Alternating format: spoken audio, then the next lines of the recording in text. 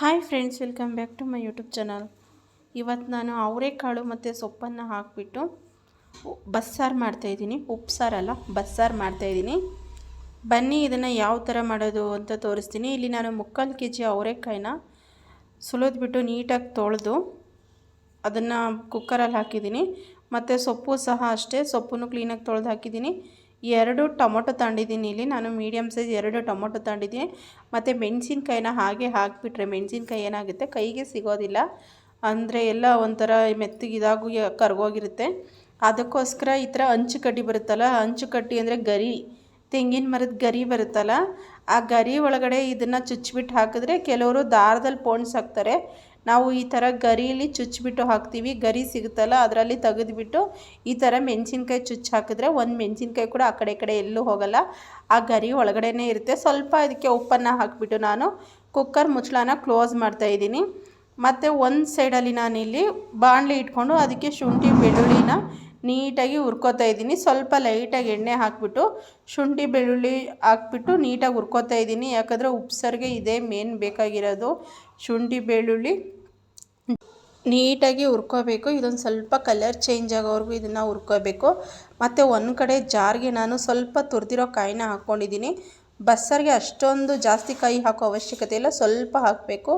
ಕಾಯಿ, ಕೊತ್ತಂಬರಿ ಸೊಪ್ಪು ಮತ್ತು ಸ್ವಲ್ಪ ಹುಣಸೆಹಣ್ಣು ಹಾಕ್ಕೊಂಡಿದ್ದೀನಿ. ಹುಣಸೆಹಣ್ಣು ಬೇಕಾದರೆ ನೆನೆಸ್ಕೋಬೋದು, ನಾನೊಂದು ಸ್ವಲ್ಪ ಲೈಟಾಗಿ ಹಾಗೆ ಹಾಕಿದ್ದೀನಿ. ಇದು ನೋಡಿ ಇವಾಗ ಫ್ರೈ ಆಗ್ತಾಯಿದೆ. ಇದ್ರ ಜೊತೆ ನಾನು ಜೀರಿಗೆ ಮೆಣಸನ್ನು ಸಹ ಹಾಕ್ತಾಯಿದ್ದೀನಿ. ಮೇನ್ ಬಸ್ಸಾರಿಗೆ ಜೀರಿಗೆ ಮೆಣಸು ಇರಲೇಬೇಕು. ಉಪ್ಸಾರು ಖಾರಕ್ಕಾದರೂ ಸರಿ, ಬಸ್ಸಾರಿಗಾದರೂ ಸರಿ ಜೀರಿಗೆ ಮೆಣಸು ಮೇನ್ ಇರಲೇಬೇಕು. ಆವಾಗಲೇ ಅದೊಂಥರ ಟೇಸ್ಟ್ ತುಂಬ ಚೆನ್ನಾಗಿರುತ್ತೆ. ಇವಾಗ ಇದೆಲ್ಲ ಫ್ರೈ ಆಗಿದೆ. ಇದನ್ನು ತೆಗೆದುಬಿಟ್ಟು ನಾನಿಲ್ಲಿ ಜಾರ್ಗೆ ಹಾಕ್ತಾಯಿದ್ದೀನಿ. ಈ ಜಾರ್ಗೆ ಹಾಕಿದ ನಂತರ ನಾವೇನಿಲ್ಲಿ ಬೇಯಿಸ್ಕೊಂಡಿದ್ವಲ್ಲ, ಇದೊಂದು 2 ವಿಸಲ್ಗೆ ಎಲ್ಲ ಬೆಂದೋಗಿದೆ. ಇದು ಮೆಣಸಿನ್ಕಾಯಿ, ಟೊಮೊಟೊ ಮತ್ತು ಸೊಪ್ಪು ಕಾಳು ಎಲ್ಲ ನಾನಿಲ್ಲಿ ತಕ್ಕೋತಾ ಇದ್ದೀನಿ ಒಂದು ಪ್ಲೇಟಲ್ಲಿ. ನೋಡಿ, ಮೆಣಸಿನ್ಕಾಯಿ ಒಂದು ಚೂರು ಆ ಕಡೆ ಈ ಕಡೆ ಒಂದು ಬಿದ್ದೋಗಿಲ್ಲ. ಅಷ್ಟು ನೀಟಾಗಿ ಸುಮ್ಮನೆ ಹೀಗಂದರೆ ಸಾಕು, ಬೆಂದಿದ ತಕ್ಷಣ ಎಲ್ಲ ಕೆಳಗಡೆ ಉದುರೋಯ್ತವೆ. ನೋಡಿ, ಸ್ವಲ್ಪ ಸೊಪ್ಪು ಕಾಳು, ಮೆಣಸಿನ್ಕಾಯಿ ಮತ್ತು ನಾವು ಬೇಯಿಸಿಟ್ಟಿದ್ದೀನಲ್ಲ ಟೊಮೊಟೊ, ಆ 2 ಟೊಮೊಟೊನೂ ಸಹ ಇಲ್ಲಿ ತಗೋತಾ ಇದ್ದೀನಿ ನಾನು. ಟೊಮೊಟೊ ಎಲ್ಲ ಜಾರ್ಗೆ ಹಾಕಿಬಿಟ್ಟು ನೀಟಾಗಿ ಇದನ್ನು ಮಿಕ್ಸಿ ಮಾಡ್ಕೋಬೇಕು. ಇದು ಒಂದು ಕಡೆ ರುಬ್ಬಿ ಖಾರ ರೆಡಿ ಮಾಡಿಟ್ಟಿದ್ದೀನಿ ನಾನು. ಮತ್ತು ನಾವು ಈರುಳ್ಳಿ ಬೆಳ್ಳುಳ್ಳಿ ಹುರಿದಿದ್ನಲ್ಲ, ಅದೇ ಬಾಣಲಿ ತೊಗೊಂಡು 3/4 ಟೇಬಲ್ ಸ್ಪೂನ್ ಎಣ್ಣೆನ ಹಾಕ್ತಾಯಿದ್ದೀನಿ ನಾನು. ಅಂದರೆ 3/4 ಟೇಬಲ್ ಸ್ಪೂನನ್ನು ಹಾಕ್ಕೋತಾ ಇದ್ದೀನಿ.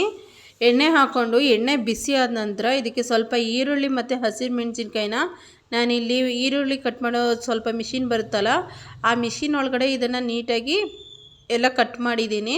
ಚಾಕಲ್ಲಿ ಕಟ್ ಮಾಡಿಲ್ಲ ಇದನ್ನು. ಇವಾಗ ಇದನ್ನು ನೀಟಾಗಿ ಫ್ರೈ ಮಾಡ್ಕೊಂಡು ಇದಕ್ಕೆ ರುಚಿಗೆ ತಕ್ಕಷ್ಟು ಉಪ್ಪು, ಯಾಕಂದರೆ ನಾವು ಸೊಪ್ಪು ಮತ್ತು ಅವರೆಕಾಳಲ್ಲಿ ಉಪ್ಪನ್ನು ಹಾಕಿರ್ತೀನಿ.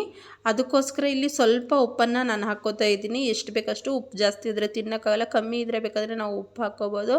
ಅದಕ್ಕೋಸ್ಕರ ಇವಾಗ ನೋಡಿ, ಇದು ನೀಟಾಗಿ ಫ್ರೈ ಆಗಿದೆ. ಇವಾಗ ನಾನು ಸೊಪ್ಪು ಕಾಳು ಬೇಯಿಸಿದ್ದೀನಲ್ಲ, ಆ ಸೊಪ್ಪು ಕಾಳನ್ನು ಎತ್ತಿ ಇಲ್ಲಿ ಮಿಕ್ಸ್ ಮಾಡ್ತಾಯಿದ್ದೀನಿ. ಈ ಸೊಪ್ಪು ಕಾಳು ಹಾಕ್ಬಿಟ್ಟು ಇದನ್ನು ನೀಟಾಗಿ ಎಲ್ಲ ಮಿಕ್ಸ್ ಮಾಡ್ಕೊಳ್ಳೋಣ. ಇದನ್ನು ಮಿಕ್ಸ್ ಮಾಡ್ಕೊಂಡಿದ್ದ ನಂತರ ನಾನು ಇದಕ್ಕೆ ಅಂತ ಹೇಳಿಬಿಟ್ಟು ಅರ್ಧ ತೆಂಗಿನಕಾಯಿ ಹೋಳನ್ನು ನಾನು ತುರಿದಿಟ್ಟಿದ್ದೀನಿ. ತೆಂಗಿನಕಾಯಿ ಹಾಕಿದ್ರೆ ಇದು ಟೇಸ್ಟಿಯಾಗಿ ತುಂಬ ಚೆನ್ನಾಗಿರುತ್ತೆ.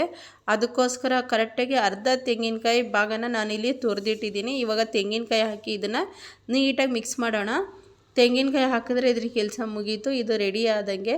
ಒಂದು ಸ್ವಲ್ಪ ಹೊತ್ತು ಬಿಟ್ಬಿಟ್ಟು ಇದನ್ನು ಆಫ್ ಮಾಡೋದು ಅಷ್ಟೇ. ಜಾಸ್ತಿ ಏನು ಅಷ್ಟೊಂದು ಟೈಮ್ ಹಿಡಿಯಲ್ಲ. ಬಸ್ಸಾರು ಒಟ್ನಲ್ಲಿ ಬೇಗನೆ ಮಾಡ್ಬೋದು, ಅಷ್ಟು ಟೈಮ್ ಹಿಡಿಯಲ್ಲ ನನ್ನ ಪ್ರಕಾರ ಇದು. ಇವಾಗ ನೋಡಿ, ಇದು ನೀಟಾಗಿ ಆಗಿದೆ. ಅಂದರೆ ಸ್ವಲ್ಪ ನೀರೆಲ್ಲ ಇತ್ತಲ್ಲ, ಅದೆಲ್ಲ ಸ್ವಲ್ಪ ಜಿಂತೋಗಿದೆ. ಎಷ್ಟು ಚೆನ್ನಾಗಿ ಕಾಣಿಸ್ತಾ ಇದೆ ನೋಡಿ. ಮತ್ತು ನೆಕ್ಸ್ಟು ನಾನು ಈ ಸೊಪ್ಪು ಮತ್ತು ಕಾಳು ಬೇಯಿಸಿರೋ ನೀರನ್ನು ಒಂದು ಕಡೆ ಅದನ್ನು ಸೋರಿಸಿಟ್ಟಿದ್ದೆ.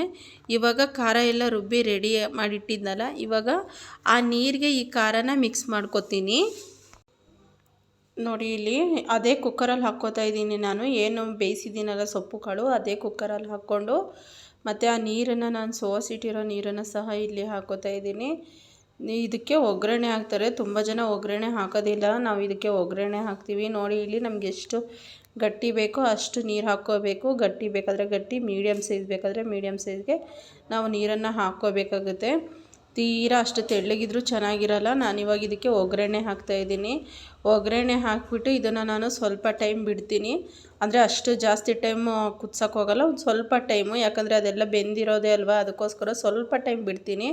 ನೋಡಿ ಇಲ್ಲಿ ಯಾವ ಥರ ಕಾಣಿಸ್ತಾ ಇದೆ ಅಂತ ಹೇಳ್ಬಿಟ್ಟು ಬಸ್ಸಾರು ಇಷ್ಟೇ, ತುಂಬ ಈಸಿಯಾಗಿ ತುಂಬ ಸಿಂಪಲಾಗಿ ಬೇಗ ಮಾಡ್ಬೋದು, ತುಂಬ ಚೆನ್ನಾಗಿರುತ್ತೆ. ಇಷ್ಟ ಆಗಿತ್ತು ಇವತ್ತಿನ ರೆಸಿಪಿ. ಮತ್ತು ಯಾರಾದರೂ ನಮ್ಮ ಚಾನಲ್ನ ಫಸ್ಟ್ ಟೈಮ್ ನೋಡ್ತಾ ಇದ್ದರೆ ಪ್ಲೀಸ್ ನನ್ನ ಚಾನಲ್ ಸಬ್ಸ್ಕ್ರೈಬ್ ಮಾಡ್ಕೊಳ್ಳಿ. ನೋಡಿ ಯಾವ ಥರ ಕಲರ್ಫುಲ್ಲಾಗಿ ಕಾಣಿಸ್ತಾ ಇದೆ ಬಸ್ಸಾರು, ಅವರೆಕಾಳು ಬಸ್ಸಾರು. ಪ್ಲೀಸ್ ಸಬ್ಸ್ಕ್ರೈಬ್ ಮಾಡ್ಕೊಳ್ಳಿ, ನನ್ನ ಚಾನಲ್ ಸಪೋರ್ಟ್ ಮಾಡಿ ಅಂತ ಕೇಳ್ತೀನಿ ಫ್ರೆಂಡ್ಸ್. Thank you.